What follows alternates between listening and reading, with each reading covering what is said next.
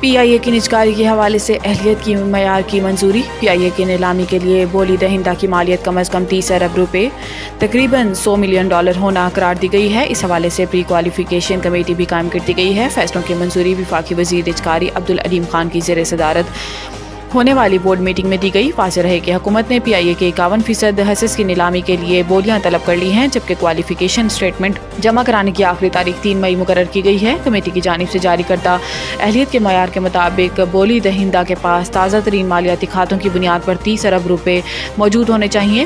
Consortium ہونے کی صورت میں کنسورشیم کی مجموعی مالیت 30 ارب روپے ہونی چاہیے، جبکہ لیٹ بولی دہندہ کی مالیت 8 ارب روپے یعنی $25 ملین ہونی چاہیے۔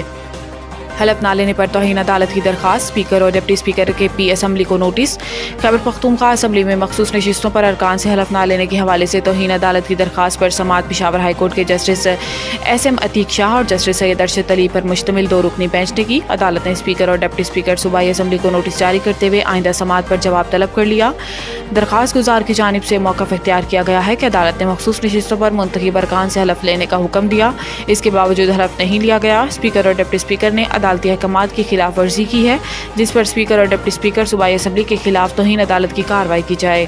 ججز خط پر اسکت نوٹس۔ ملاقات میں وزیر اعظم واضح پیغام دیا، عدلیہ کی آزادی ورڈ سمجھوتا نہیں ہوگا۔ چیف جسٹس قاضی فائز عیسیٰ کی سربراہی میں 7 رکنی بینچ نے ججز کے خط کے معاملے پر اسکت نوٹس کے کیس کی سماعت کی۔ بینچ میں جسٹس منصور علی شاہ، جسٹس یحییٰ افریدی، جسٹس جمال منتخیل، جسٹس اطہر من اللہ، جسٹس مسرت ہلالی اور جسٹس نعیم اختر افغان بھی شامل تھے۔ جسٹس قاضی فائز عیسیٰ کا کہنا تھا کہ عدلیہ کی آزادی پر کسی قسم کا حملہ ہوگا تو سب سے پہلے میں اور میرے ساتھی کھڑے ہوں گے۔ عدلیہ کے کام میں مداخلت ہم پسند نہیں کرتے۔ اگر کسی کا اور ایجنڈا ہے کہ میں ایسا کروں یا ویسے کروں تو چیف جسٹس بن جائیں، ہم دباؤ نہیں لیں گے۔ ہم ایڈمنسٹریٹولی کام کر رہے ہیں، ہم نے ایگزیکٹو سے چھپ کر گھر میں میٹنگ نہیں کی، چیمبر میں میٹنگ نہیں کی، ہم نے ایڈمنسٹریٹو حیثیت میں میٹنگ کی۔ اس میں قانون میں فرق واضح ہے۔ وفاقی حکومت کی جانب سے معاملے کی تحقیقات کے لیے جسٹس ریٹائرڈ تصدق حسین جیلانی کی سربراہی میں انکوائری کمیشن قائم کر دیا گیا تھا، تاہم جسٹس ریٹائرڈ تصدق حسین جیلانی نے کمیشن کی سربراہی سے معذرت کر لی تھی۔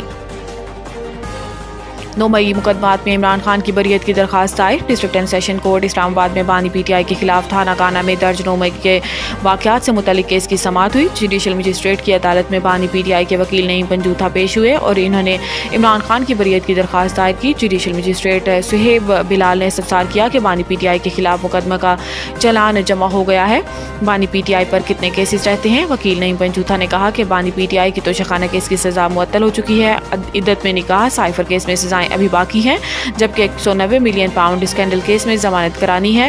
عدالت نے بانی پی ٹی آئی کی بریت کی درخواست پر نوٹس جاری کرتے ہوئے 15 مئی کو دلائل طلب کر لیے۔ نوید ٹکا شاپ منشی محلہ چوک، نیا انداز، نیا ذائقہ اور معیار ایک ساتھ۔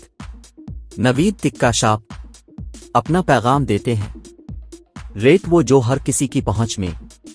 نوید ٹکا شاپ کی نئی آئٹم میں فش ٹکا، چکن پکوڑا، سجی چکن ٹکی، آلو چکن ٹکی، شامی کباب، بہترین اور صاف ستھرا ماحول، ذائقے دار بہترین کھانوں کا مرکز، ایک بار ضرور آزمائیں۔ نوید ٹکا شاپ منشی محلہ چوک، مندی بہاؤدین۔